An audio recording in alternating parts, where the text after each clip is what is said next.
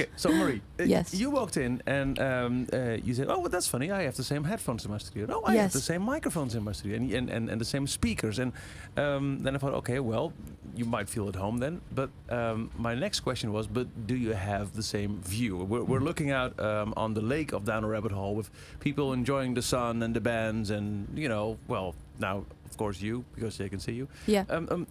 What's the view like in your studio? So my studio, I actually don't have a view. I just have like a roof window. Mm-hmm. So because I'm on the top level, so I just see a lot of bird shit on my window. So it's not that great. But where is the studio? Oh, the studio is in a dodgy area in Oslo because it's cheap.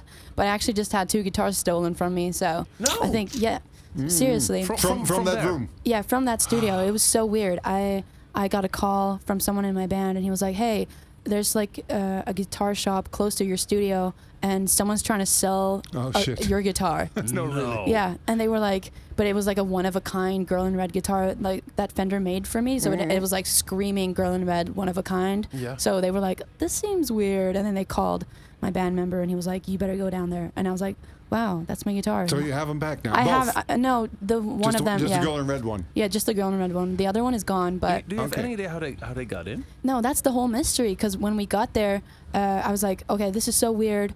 I went to my studio, and then all the doors were open. And I was like, what's happening? Because I was there the day before, and I forgot my key. And I was like, damn, all the doors are locked. So between like that, this happened on a Tuesday, but I was in the studio on the, this happened on a Wednesday. I was in the studio on Tuesday.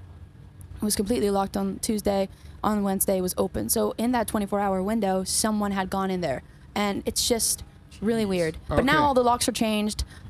Still poop on the Don't go window, there. but okay, yeah. I have something to soothe your mind, because you might have heard of a guy called Randy Bachman from Bachman Turner Overdrive band from the United States, singing "You ain't seen nothing yet, down that one." He lost his guitar, got stolen 37 years ago, and they were reunited because it feels so good. Last month there was a What? Japanese guy who bought that guitar somewhere in a shop, and somebody using facial recognition, imagine guitar? that, on a guitar, What? found out that was the exact same guitar that Randy Bachman's, the one that got stolen 37 years ago, and now they are reunited That again. is you so never know. weird. In 37 years, we'll talk. Okay, yeah. I was gonna be like, I hope I'm alive, but I definitely think I will be alive. I hope so. Okay. I'm just 23, so damn. Yes, there you go. Let's pray for the reunion with the guitar. Let's Yes. talk about music. Let's talk about Yes. guitars, because I was reading about you, and you're not from a very musical family, but No. you play piano, you play guitar, obviously. Yeah. How did you learn that? Because I see so many people learning how to play the guitar by just looking at YouTube and things like that. How did you? I don't know. I was just like picked it up, and then it sounded like crap, of course, and I was like, this is too hard. How do people do this? And then I got the blisters on my fingers and all that stuff. And then I was just like trying to learn like Taylor Swift songs, easy like strumming songs. And then I did guitar lessons for like 6 months, hated it, and then I just never really learned it. I just like kept trying, and now like I'm not even good right now either, but I know enough to make a song. Same with piano. I have a piano in my living room. When you have it available, that allows you to, I don't know. What is enough to write a song? I mean, then producing comes around, because if you're not really, let's say, virtuoso on your instrument, then producing comes around. How is it enough for you to be able to write songs? I don't know. I think like when I pick up a guitar or a piano, I get like maybe a melody idea, then I like immediately go into my studio and I start recording, and then I start tweaking the sounds, and I find maybe a cool sound that inspires me, and then I'm like, wow, this sound is cool, and then I just keep on going, really. Yeah. So it's like, I don't know. Honestly, like song process and all that shit, I have no idea how it works. I'm so fascinated by how like I have a record, because like I can't remember making it. You know what I mean? It's like it's just here now. Yeah. But I do remember it was. Would you recognize your own songs if they were written in notes and just the sheet music? Oh no, I don't know how to read notes. No, I don't know. I would never. But in the end product is something that people really love to listen to. But that's not just it. It is something which has become very important to people as well. Which is cool. Yeah, which is cool. You have a following of people that really are this much very into your songs that when they follow you, they gather at every show you do. Does that give, because they can relate to the stories you tell in your songs? Is that something that is that gives an extra pressure for you? Yeah, does that weigh on you? Yeah. Damn, this is therapy right now. We have a sofa if you want. No, I mean,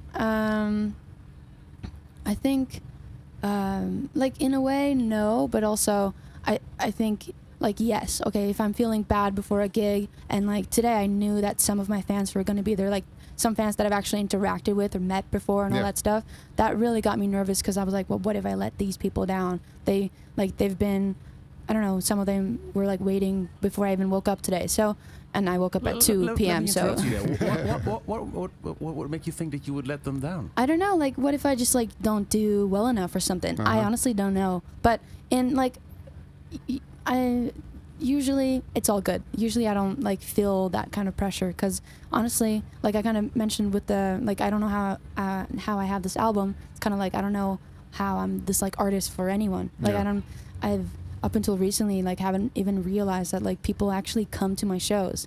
So like before I went on today, I was like I know at least 2 people are gonna come. So I mean like so I'm always surprised. I'm always like even like someone want to do an interview with me, I'm like, okay, that's like they think I'm an artist. Pretend to be so. You just said that sometimes you interact with people. I can imagine that because of the songs that you're writing, because of the stories that you're telling, people really want to interact with you. How do you do it? At what people do you react and others? I mean, you cannot. You can't react to everyone. Like you just gotta. I think you just gotta do what you have the emotional capacity to do. I don't think there's any like, you know, I have this like rule, like I always do this or anything. Like sometimes I'll go into my DMs and check it. Sometimes I'm like, I have not taken care of myself for like 10 days. Maybe like I don't have the energy to do that either, you know? Mm-hmm. So yeah, it's really just like, it's like this never ending kind of like taking care of yourself and then like finding time to appreciate the people who actually give you the opportunity to, you know, have this type of life.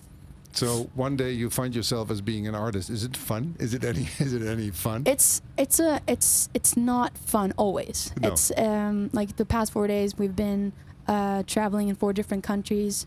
A lot of different showers that are weird showers, funky, moldy showers.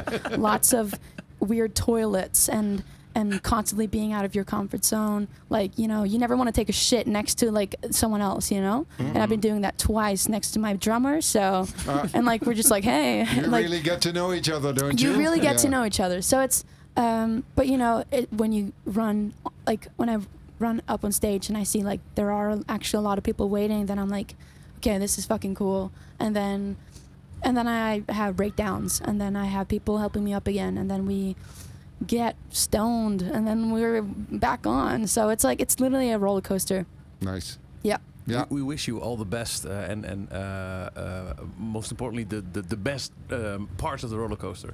So yes. we wish you like the loopings. And but like all jobs have bad things. Like working in a radio station, and like a lot of people are going to be like, wow, that's so cool. But then like sometimes you have to wake up really fucking early, and sometimes you have to do all these things, you know? Yeah. And so sometimes you find out after 2 days that you put the airco on.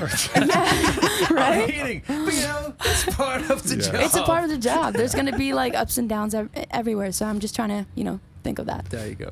Thank you very, very much, Marie, for showing up in this sweaty environment. Love it. Hope you'll have a great summer. Thank you. And enjoy you too. it. And enjoy it. By the way, you are an artist. Yes. Thank you. I appreciate that.